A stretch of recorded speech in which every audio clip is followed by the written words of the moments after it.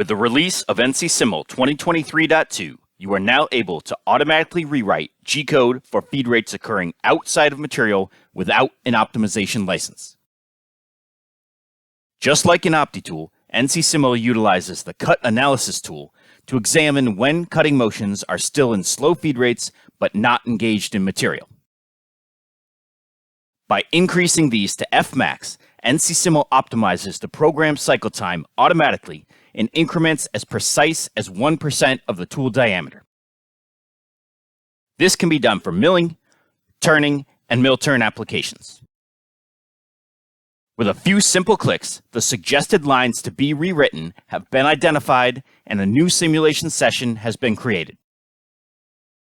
Analytically or graphically compare the before and after G-codes to evaluate just how much money you can save when you extrapolate the time savings across the entire lot of parts. Go on to complete a full program optimization by adding the adaptive OptiTool license for evaluating and standardizing in-material engagements and fully maximize your machining efficiency.